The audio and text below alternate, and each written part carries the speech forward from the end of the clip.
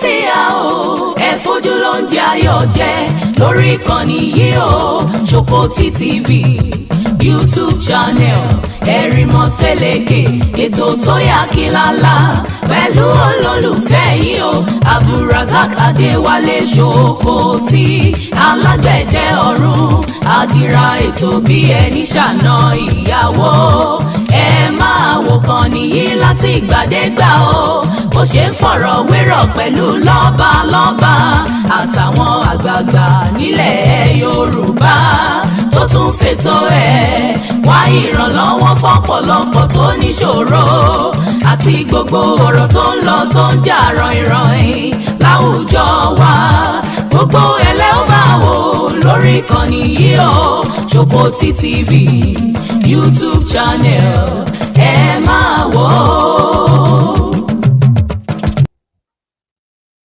lọ wo àwọn Islamic studies tí wọ́n máa ń kọ́ nílé ẹ̀kọ́ tí máa ń sábà wúlò fáwọn èèyàn ọ̀pọ̀ rẹ̀ ní èyí sábà correct sí ọ̀rọ̀ mímọ́ torí pé níjọ́ tí wọ́n ń kọ́ àwọn tí wọ́n fòyìnbó kọ́ kéwú tí wọ́n fi kéwú náà ni wọ́n kọ́ kalẹ̀ lápèjúwe ọmọ àná Muhammad sallallahu ta'ala alayhi wa sallam ó kú lọ́jọ́ léyà ó wà nínú àwọn ọ̀pọ̀ àwọn kútùbù tafasir bẹ́ẹ̀ tí ò sọmọ ànábì ẹyọ ọ̀kan tó kú lọ́jọ́ léyà rí nítorí wípé ìyẹn làwa gbọ́ wọ́n sì ní ìyẹn ló kó dààmú bá àná Muhammad ìbànújẹ́ ni ọlọ́ni kọ́ lọ kí wọ́n Eid ó wá dé Eid wọ́n wá gbàgbé ìbànújẹ́ yẹn tí ó gbàgbé ní wọ́n ń ṣe Allahu Akbar Allahu Akbar Allahu Akbar wọ́n lọ wá ṣe bẹ́ẹ̀ lórí méje ó ṣe lẹ́lẹ́kejì lẹ́lẹ́karùn kí jìbìtì wọn ní orí ìrún lọ́wọ́ wọn wá sọ gbàgbé dẹ́sìn eléyìí ni akadìbò wọn fi ra hàtó ó dàbí ìgbà tí wọ́n bá ń sọ wípé ẹnìkan bá ṣe ní ṣẹ̀kẹ̀ṣẹ̀kẹ̀ ó bá wá sórílẹ̀ ayé nílẹ̀ Yorùbá lórí àgbélẹ̀rọ ni àwọn àkànní wọn hún kò sí tó jọ bẹ́ẹ̀ torí pé àwọn kọ́ ni pé gbogbo ọmọkùnrin tá nẹ́bí bí ló ti bí wọn kó tó dà nẹ́bí Ọlọ́run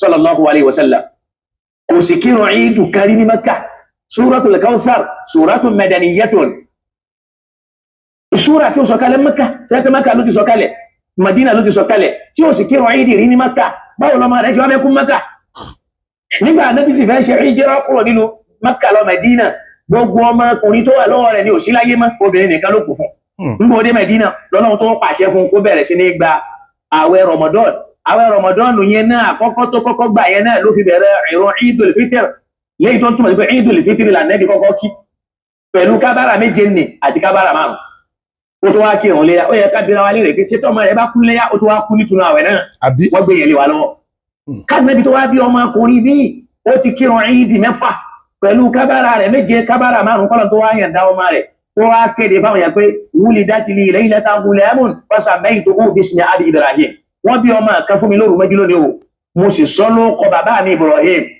ọmọ náà tó wá pọ́dún méjì láyé kọ́lọ̀ tó gbẹ̀mí ẹ̀ kò sì bọ́ sásìkò ọdún so èyí ń fi hàn pé wọ́n gbé yẹn lé wa lọ́wọ́ àgbàbẹ́ ayé rán láwọn táyé mẹ́ lónìí láfáàgbà tí wọ́n ń pè ní wáàsí káàkiri ayé kódà wáàsí yẹn náà wọ́n yẹn ṣe pàǹgbọ́ lẹ́nu wọn àfáàgbà sí ni wọ́n yìí wò sí yọ wọn kúrò ní àfáàgbà nítorí pé wọ́n èyí ṣe albahith wọ́n èyí ṣe rìsáṣà tí wọ́n ní kankan kátírà kankan tí wọ́n fi ṣe wáàsí kò sí láì fi mẹ́ yìí wò sọ wọ́n dá láìmọ̀ kan àmọ́ kẹ́nìkan máa ń sọ fún apá ìmáàmù olú kan sọ bẹ́ẹ̀ ìmáàmù gbá kan sọ bẹ́ẹ̀ rárá o kò rí bẹ́ẹ̀ o ẹ̀yin ẹ̀bẹ̀rẹ̀ tíra àtàbàkiri ní tí ó mọ ní tó wà pílà wọ́n sọ tó bá bí wọ́n lè rí pọ́mọ olókun wọ́n ní Kọ́símù ní Kọ́símù sì ti kú ká nẹ́bí tó dà nẹ́bí Ọlọ́run àpèjúwe kan lè yé mi ká máa wà nínú òkùnkùn nínú àìmọ̀ kan kó wá máa di pé níjọ́ kan ẹnìkan wà báwọn ọmọ wa pàdé láwọn ìlú tó advance láwọn tí wọ́n yẹ ṣe mùsùlùmí tí wọ́n ti kẹ́kọ̀ọ́ nípa Islam wọ́n máa bí léèrè kan ló mọ̀ nípa ẹ̀sìn tí yóò máa túmọ̀ rẹ̀ àti rí pásítọ̀ kan nílùú wa ní àyín nígbà kan ó sì kó àwọn èèyàn jẹ olóhùn kéwú àṣepọ̀ kí nǹkan kan yóò wá máa sọ fún wọn pé kí ni túmọ̀ Fátíà ṣé wọn àmọ́ pépè ni yóò máa sọ bẹ́ẹ̀ fún wọn yóò máa fi tàn wọn yóò wá ní wọn ṣépè fún yín mọ́ṣáláṣí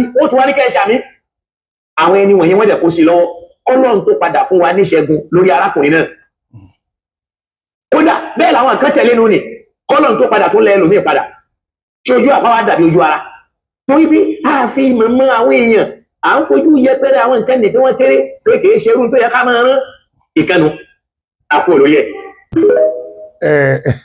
ẹ̀yin èèyàn mi ẹ̀yin ọmọ Yorùbá pọ́nbélé ẹ̀yin ni mò ń bá sọ̀rọ̀ èmi ò ní dákẹ́ àwọn ò ní gbà èmi ò dẹ̀ ní gbọ́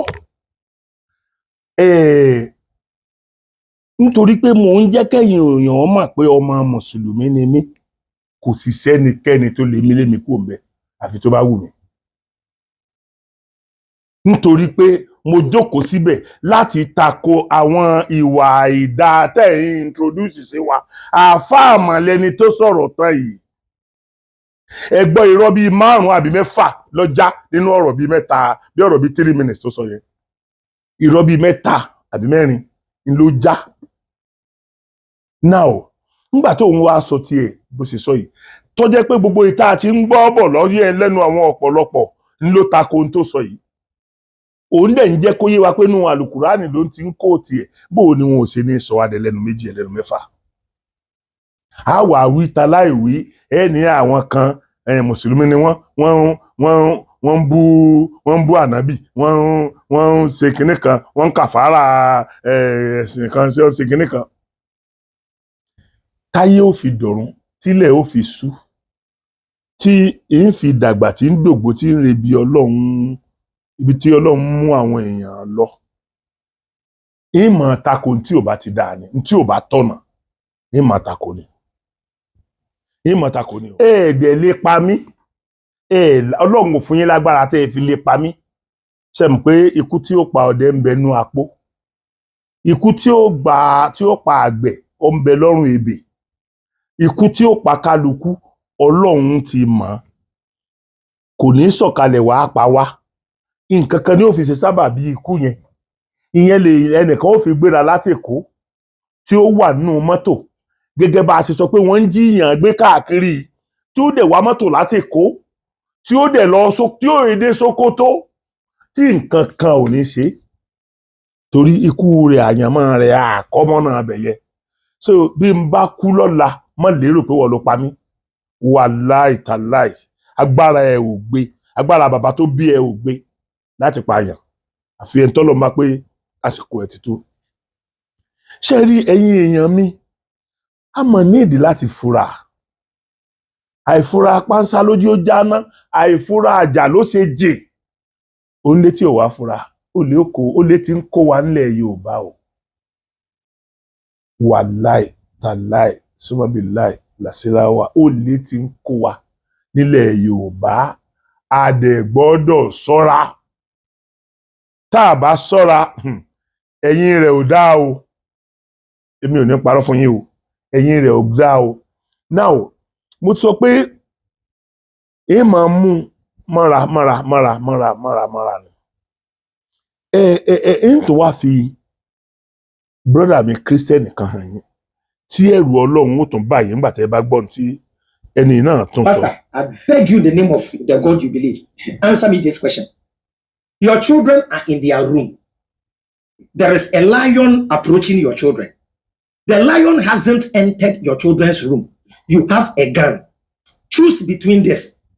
Killing the lion before it enters the room. You have the power. You've seen the lion. Shooting the lion before it enters the room.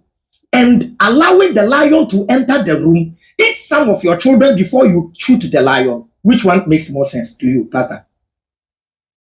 Only this world you can ask that question. You can't ask me that question. Pastor. I don't contradict God. Pastor. No, yes, it's not about God. It's to you. I'm asking if it is I you. knew the question that you who is asking it. So I don't contradict God. You know the trap. You don't want to step into the trap. And come back to Papa. You I'm coming. trap yourself. I will join myself to you.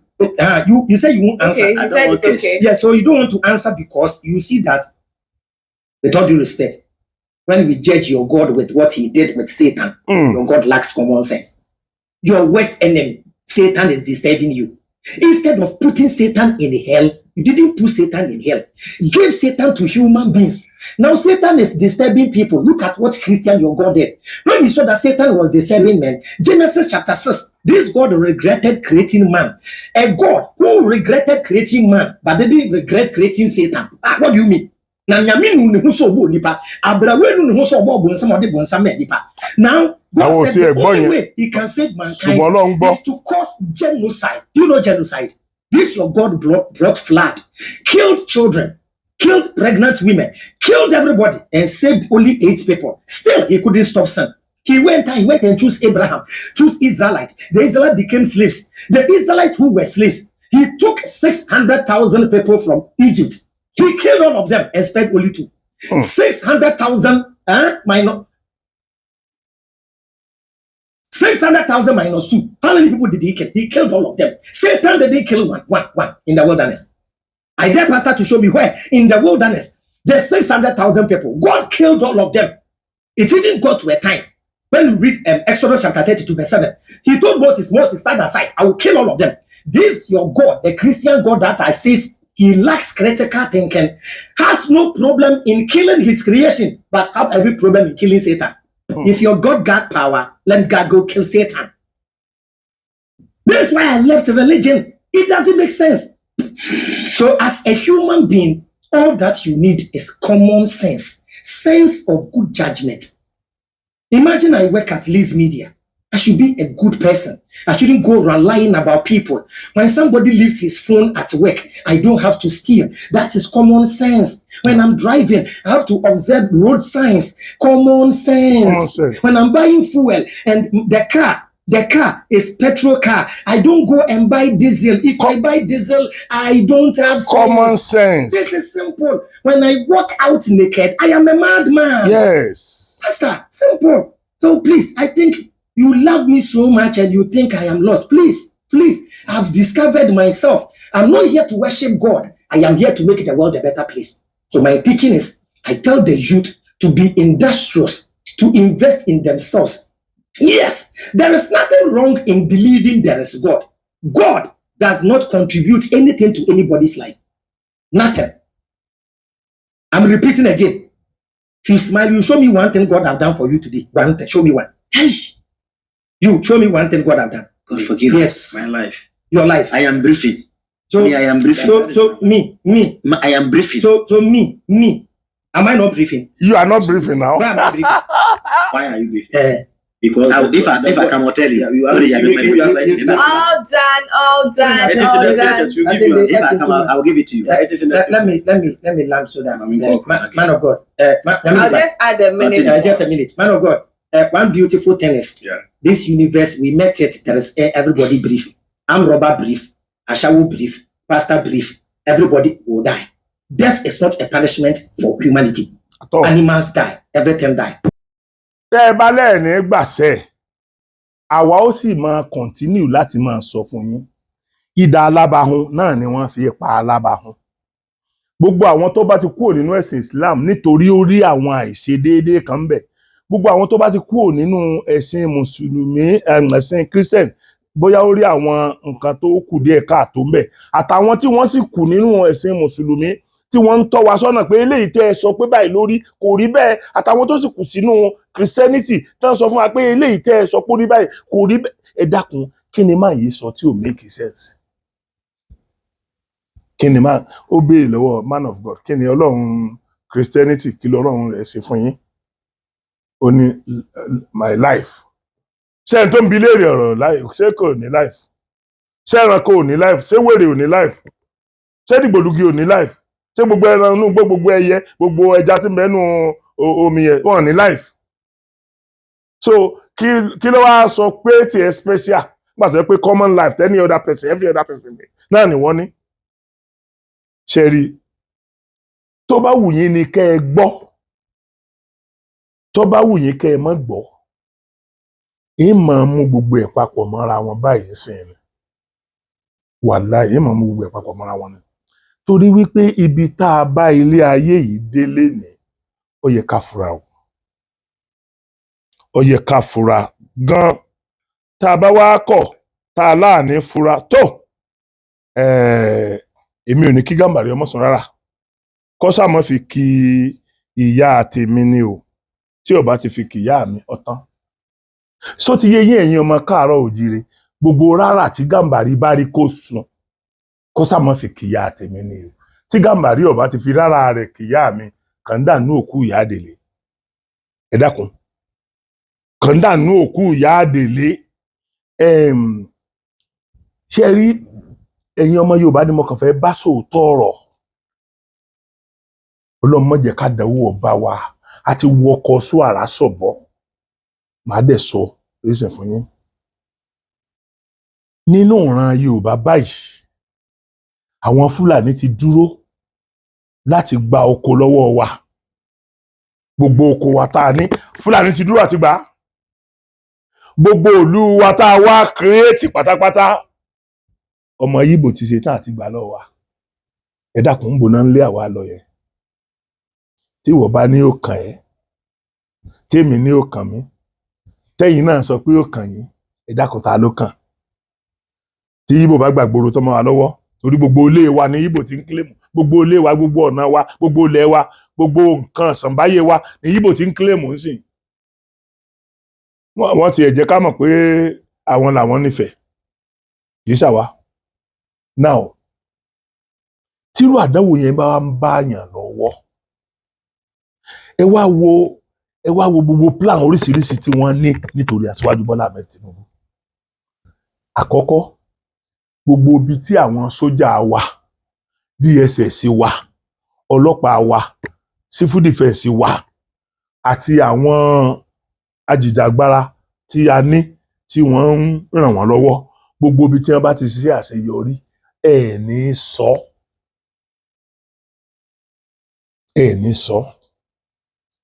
ní ẹnu ọjọ́ mẹ́ta yìí la rí tí odidi tírélà ńlá tí wọ́n fi kó ìbọn àti bóyá igbó àbí nǹkan kan oríṣiríṣi nǹkan tá a rí nínú station kan ní Èkó dàbí bóyá pàǹtí ni bóyá mo sáré structure yẹ pé no station ni wọ́n mọ̀ pámọ́lẹ̀ wọn ò jẹ́ aṣọ ń pa ẹ̀ so that àti ẹ̀ ní mọ̀ pé ìjọba ẹ̀ ní nǹkan kan tí wọ́n ń ṣe nípa ṣíṣèfù ẹ̀mí rárá àní mọ̀ so èyí tí ò bá wá ṣe gangan ni wọ́n rẹ́dì láti sọ àwọn ọmọ Yorùbá kí ló táwa máa sọ tiwa báyìí ẹ lísìn kẹ́ gbọ́ kí ló táwa náà ò lè máa fi gbogbo eléyìí hàn wọ́n ká máa jẹ́ kí wọ́n mọ̀ pé ẹ wò. Some of you still so desperately want to see and hear that Nigeria has failed and that the president has failed. In fact, when there's some form of good news about Nigeria, you are very quick to try to water it down, discredit it or give credit to someone else or some other administration. And I can understand your plight for the sake of politics. Unfortunately for you, the facts do not seem to entirely cooperate with this notion or this narrative. Yes. You see, nobody has said or is saying that Nigeria is perfect.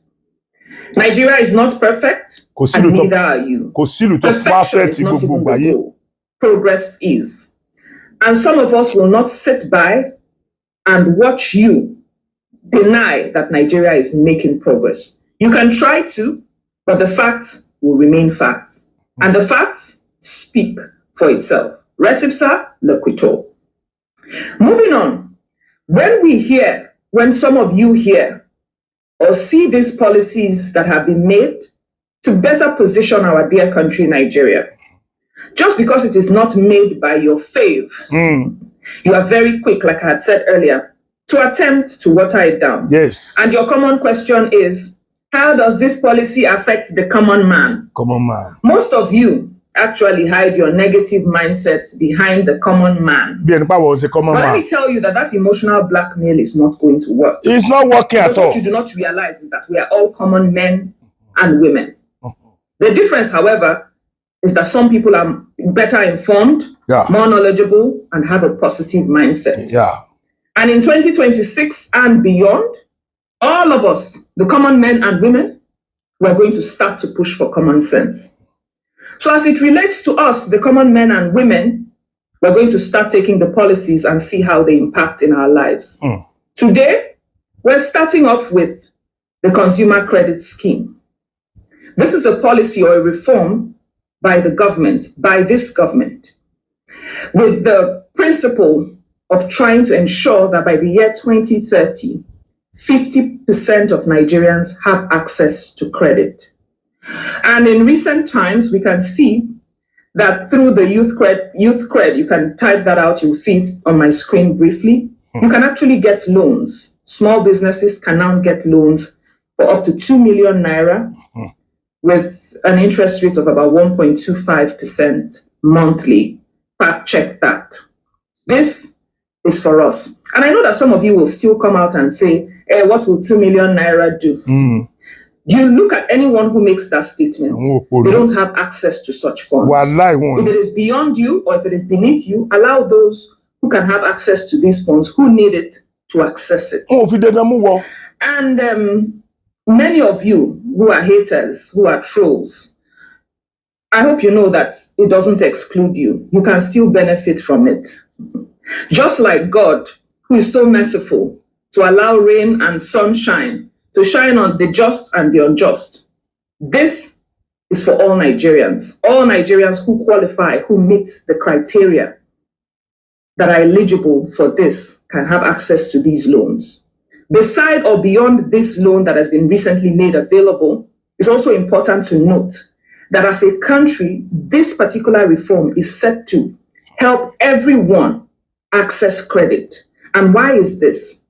This is done with the principle or the mindset that when people can afford to pay for things, necessary things, goods or services in piecemeal, it removes largely the idea for bribery and for corruption. So people don't have to pay for things cash down, wholesome in bulk, when you can get the same goods or services in piecemeal and pay gradually. Pay small, that's so we talk. So that the idea behind this reform is to curb to a very large extent corruption and bribery that comes with wanting to buy and afford things immediately or through a complete down payment. Yeah? So this particular principle or this particular reform is for all of us, the common man and the common woman. The next one we will go to is the NEL Fund, the Nigerian Education Loan Fund. This has been trending quite a bit. And imagine a parent who now has access to loans, a parent or a guardian who, petty traders, small business owners who have children who now have access to loans. Our credit scheme, and then their children are in school, their children can also get interest-free loans via the NEL Fund. I would have asked you to put your hands together, but I know that you will not. But at least in your heart, it is working. Yes. So via the NEL Fund, students, young Nigerians can now go to school, university, and get loans while schooling. In fact, there's also stipends. Now, does this solve the entire problems of education in our country? It doesn't. But finance plays a major role in the educational sector. Yes. And this has helped improve that to a very large extent. And after 2 years from graduation, students or people, beneficiaries can start to pay back. Remember that these loans are interest-free. So young Nigerians can actually now go to school, higher institution or tertiary institutions without the hassle of paying upfront for this. I know you will try to shift the goalpost as always, yes, but that is fine. So there's so many other policies that we are going to review and examine as we keep making progress. I'm here to tell you guys that this country is ours. Let's separate what is not working from what is working. Acknowledge and improve on what is working and see how best we can also improve on what is not working. And whether you like it or not, I just want to tell you or remind you that every well-meaning Nigerian is actually a progressive. Ó ṣe ìyá mi ojú òní tiẹ̀ o. Ẹ mọ̀ tó mọ̀ ń bà mí lọ́kàn jẹ́ lórí ọ̀rọ̀ àwa Nàìjíríà ń gbà mí. Gbogbo àwọn nǹkan tọ́mọbìnrin yìí sọ ń pa yìí ó ti ń ṣiṣẹ́ lọ o. Àwọn ayé ti ń benefit lórí gbogbo nǹkan yìí o. Bọ̀ nígbà táwọn ọlọ̀tẹ̀ bá wá jáde tí wọ́n sọ pé ìlànà wọn ń pa lè ṣe àwa ní rí kan tàbí méjì nù yín tó lè jáde tí wàá sọ pé wọ́n ti ṣe fọ́mọ tèmi o. Ọmọ tèmi ti ní wọ́n ti ní entitlement sílẹ̀ yìí o. Àwọn ọmọ tèmi ti rí eléyìí gbà o. Ẹ ní jáde. Ìyàtọ̀ dà láàrin ẹ̀yin yẹn àti Fúlàní. Ó túmọ̀ sí pé ẹ̀yin náà ẹ fẹ́ kí wọ́n rí ìṣedéédéé Aṣíwájú Bọ́lá Ahmed Tinubu. Mi ò wá gbè sí Aṣíwájú Bọ́lá Ahmed Tinubu lẹ́yìn níbí.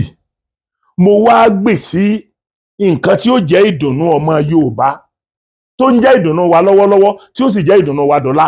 Mo wá gbè sí lẹ́yìn bí. aṣíwájú ò fún mi lówó látìgbà tí ìjọba aṣíwájú ti bẹ̀rẹ̀ mi ò tí ì rí politician kankan. Ìwọ tó o bá ṣe bẹ́ẹ̀ tó o bá jáde kó o sọ pé nǹkan báyìí ni mo ṣe fún Sokoti pẹ̀lú ògo Ọlọ́run gbogbo ìyà ayé ìlú Ọlọ́run fi jẹ́ mi ì tí ì rí politician kankan sọ fún mi pé Sokoti gbà 200,000 kò sí. Tá a máa nítorí ẹ̀ ni mo fi ń ní àwọn Sokoti ti lówó gbà nìyẹn ẹ̀gàn yẹn náà ní ọ̀pọ̀ èmi lówó gbà ń lówó gbà ilé ayé mi ń da ṣé wò rí pé mi máa ń dán ni kò lówó lọ́ọ̀rì mọ̀ ń dán mo dẹ̀ ráṣọ wọ̀ kí ni ìgbésí ayé tiẹ̀ kí ni orí ẹ̀gàn yẹn náà ló kù sí orí ẹ̀gàn kò lè ṣe ó ń tọ́ ara ọjàgbé ara ó tó ti síìkì gbogbo ẹ̀yin tẹ́ ń dìtẹ̀ tẹ́ fẹ́ gbàjọba lọ́wọ́ ẹ̀ rí ibi tí àwọn fámìlì yín wà báyìí gbogbo àwọn ọlọ̀tẹ̀ tí wọ́n nígbàgbọ́ pé àfi kí wọ́n gbàjọba lọ́wọ́ Aṣíwájú Bọ́lá Ahmed Tinubu Ọlọ́run máa pa yín run ni àfi tó bá jẹ́ wípé àwọn ọmọ Yorùbá ò sọ́pọ́ọ̀tì bóyá àwọn tí wọ́n ti lọ́dún mẹ́rin àwọn tí wọ́n ti lọ́dún mẹ́jọ Ìgbò ti lọ́dún mẹ́jọ náà Ọbásanjọ́ ti lọ́dún mẹ́jọ Ìgbò nìyẹn ó ti lọ́dún mẹ́jọ náà àwọn oríṣiríṣi àwọn èèyàn láti ilẹ̀ Haúsá gbogbo wọn ọlọ́dún mẹ́rin ọlọ́dún mẹ́jọ wọ́n ti ṣe ti ológun ọ̀pọ̀lọpọ̀ ọdún wọ́n ti ṣe ti olóṣèlú àbí ẹni tó Aṣíwájú Bọ́lá Ahmed Tinubu gbàjọba lọ́wọ́ rẹ̀ ọdún mẹ́jọ ló sá lò.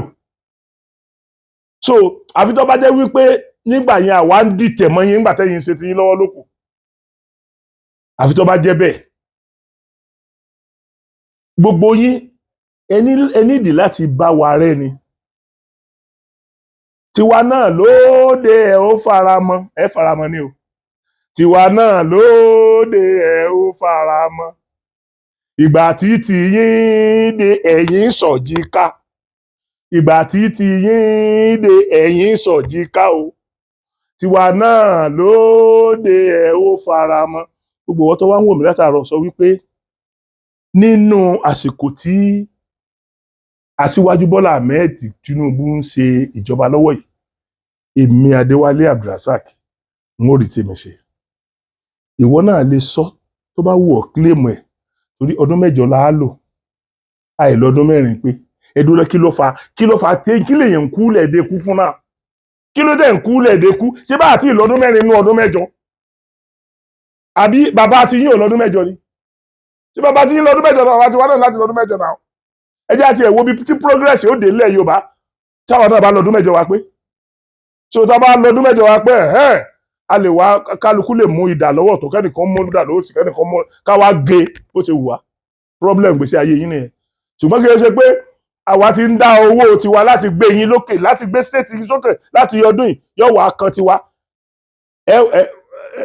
ẹ wà gé lágedegede méjì kò possible gbogbo ìwọ tó ń ronú bẹ́ẹ̀ sì gba ìjọba lọ́wọ́ Aṣíwájú Bọ́lá Ahmed Tinubu lè rí ṣe mọ́wulẹ̀ dára ẹ̀ láàmú àwọn ọ̀ràn tiẹ̀ náà ó kàn parí ìgbésí ayé wọn sínú ọgbà ẹ̀wọ̀n ni gbogbo àwọn tí wọ́n mú yẹn ń sìn ẹ mọ situation tán wà báyìí àwọn tó ti wà ní ọlá ńlá tán rí jẹ tán rí mu tó jẹ́ pé bébí ṣe ń pa èmi àtẹ̀yìn yìí bẹ́ẹ̀ kọ́ lè bí ń pa wọn àwọn tí wọn ò lójú ogun tó jẹ́ pé kí wọ́n kọ̀mándì àwọn ọmọ tó ń lọ ni àwọn ọmọ tí ń lọ ni wọ́n sì ń pa ń pakúpa ikú ọ̀kan wọn ìdí ọ̀bàjẹ́ kọ̀ọ̀kan nù wọn tí kú mú lọ tí kì í ṣe pé ó dùn mọ́ wa nú so ikú ọ̀kan wọn àwọn á jókòó sínú ọ́fíìsì ìjọba ní ó ra epo ìjọba ní ó ra oúnjẹ ìjọba ní ó ra gbá ìjọba ní owó tí wọ́n bá tún ní kí wọ́n san fáwọn sójà kéékèèké wọn ò tún ní san ètò bá ní káwọn ọlọ́pàá san fáwọn ọlọ́pàá kéékèèké wọn ò tún ní san lórílẹ̀-èdè ni mo rí rí tó jẹ́ pé ọlọ́pàá ló ń ra yúnífọ̀mù fún rẹ̀